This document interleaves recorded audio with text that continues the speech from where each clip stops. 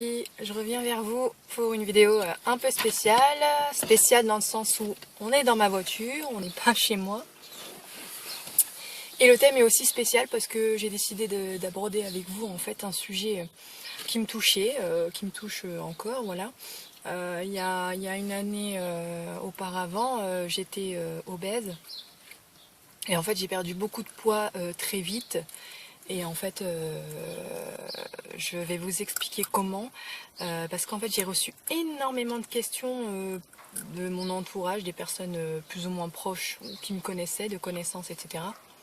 Qui m'ont posé la question, comment tu as fait pour maigrir, quel programme alimentaire tu suis, est-ce que tu fais du sport, etc. Donc moi, voilà, je relève pas du miracle, hein, vous vous en doutez bien, si j'ai maigri aussi vite et rapide, ouais, aussi vite, c'est que comment dire, c'est le résultat d'un effort. Et, euh, et en fait, j'ai perdu en tout, ouais, ça fait combien de temps? Ça fait bientôt un an. Ouais, ça fait bientôt un an. J'ai dû perdre une cinquantaine de kilos. Voilà, j'étais montée j'avais un poids de départ de 120 kilos. Et là je suis à 66, ouais, donc ça fait une cinquantaine de kilos. Je suis pas très bonne en maths, bref. Et en fait j'ai subi une opération en 2015, en août 2015, une sleeve. Qui consiste à vous enlever une partie de l'estomac pour le réduire et faire en sorte que vous mangez moins en fait. Et donc vous vous retrouvez avec l'estomac d'un petit enfant, voire beaucoup plus réduit que le sien. Donc histoire de vous donner un nouveau départ avec la nourriture et ainsi perdre du poids. Mais ce qu'il faut savoir, c'est que si vous ne faites pas un travail aussi en parallèle, eh bien, certes vous allez perdre du poids pendant la première année, mais si vous continuez vos mauvaises habitudes alimentaires, pareil qu'avant, je sais pas, je vais donner un exemple. Si vous grignotez encore, si vous mangez que du gras, etc. Voilà, vous allez reprendre du poids au bout d'un an. Donc c'est sans surprise. Donc c'est pour ça qu'il faut qu'il faut continuer les efforts. Moi, je vais vous dire en fait ce que j'ai fait personnellement, afin de l'adapter à vous si jamais vous êtes intéressé. En fait, moi, je me suis fait opérer et de là, donc au départ, on mange que du liquide. Il n'y a aucun, comment dire, par exemple, les morceaux de viande, etc., ça passe pas, donc on est obligé de manger que du liquide. Donc après, on va manger des petites quantités de viande, etc., pas mixées. Mais c'est petit à petit, je pense que c'est au bout d'un mois. Donc voilà, il faut vraiment suivre à la lettre. Et puis après, il faut poser les aliments, etc. Vous devez vous limiter à un certain poids d'aliments. Donc il faut peser tous les aliments. Chose que je faisais pas tout le temps, mais il faut le faire. Parce qu'après, des fois, c'est à vue d'œil. Et puis, enfin, voilà, faut écouter son estomac, quoi qu'il en soit. Moi aussi, ma particularité, c'est que j'ai maigri très très rapidement, à tel point que au rendez-vous des 6 mois avec le chirurgien, ben, je l'ai croisé. On s'est croisé dans les couloirs et il m'a pas dit bonjour en fait. Donc je me suis dit bon bah c'est pas grave, il est peut-être pas de bonne humeur, tant pis. Et une fois dans son bureau, il me dit qu'est-ce que en gros je peux faire pour vous. Je dis bah j'ai rendez-vous avec vous pour les 6 mois de l'opération. Je suis Madame Intel. Il me dit non. Genre en mode choqué, c'est exceptionnel, une évolution comme la vôtre. Enfin, il était choqué quoi. Et donc il était choqué, il me disait que certes les personnes perdaient du poids, mais aussi vite. Enfin, j'étais presque au bout de 6 mois, j'étais presque à mon poids normal, on va dire. J'étais encore un petit peu en surpoids, mais plus en obésité, ça c'est certain. Et en fait, voilà, donc une fois le rendez-vous terminé, donc voilà, pour revenir à mes habitudes alimentaires, pardon, et bien moi j'ai stoppé toutes les boissons sucrées, toutes les boissons gazeuses depuis bientôt un an. J'ai stoppé le coca, bah, etc. Vous voyez, les boissons gazeuses, tout ce qui est susceptible de dilater l'estomac, c'est mis de côté. Et ça ne me manque pas du tout, je n'ai besoin que d'eau plate et ça me suffit largement. Donc les boissons sucrées, idem, j'en vois pas l'intérêt, ça me manque pas non plus, même en temps de chaleur comme ça me manque pas du tout. L'eau, ça me suffit largement.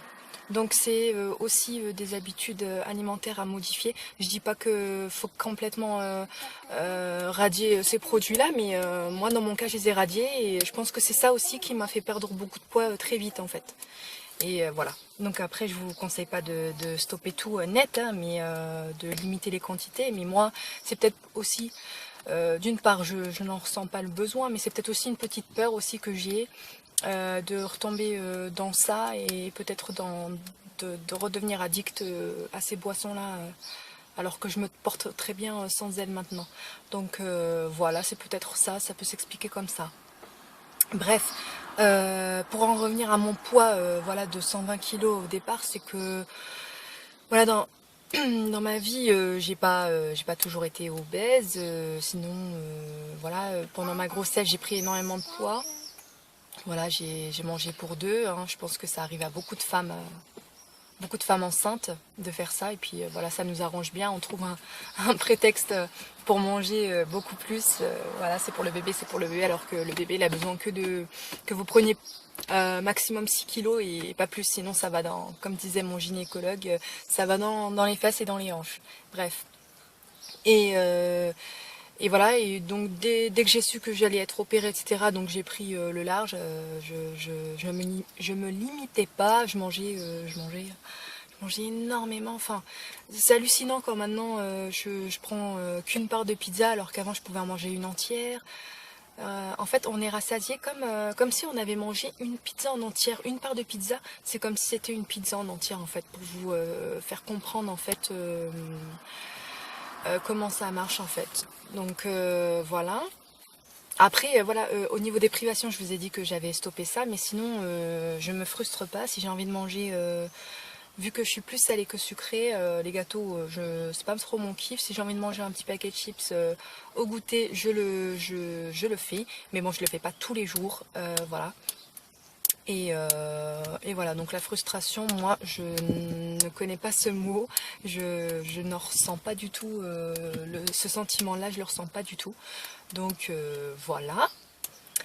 Voilà, donc aussi pour dire pour les personnes qui sont intéressées par cette opération, des personnes qui ont toujours été obèses, moi, comme j'ai dit, j'ai connu cette obésité vraiment quand j'étais enceinte, quand j'étais enfant. J'étais très maigre, je faisais de la natation, de la gym, bref, je faisais beaucoup de sport. Donc j'étais musclée et maigre en même temps. Et arrivée à l'adolescence, là j'ai commencé à avoir des formes. Mais je n'étais pas un enfant obèse, jamais. J'ai toujours eu des formes, depuis l'adolescence, j'ai toujours eu des formes en fait.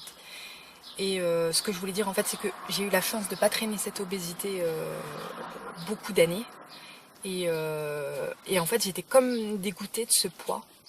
Moi, si je vois une personne obèse, je suis pas dégoûtée d'elle, loin de là. Mais surtout une personne qui s'assume et qui s'aime comme cela, enfin voilà, c'est sa vie. Mais moi, sur moi, c'était pas possible. C'était pas moi, en fait.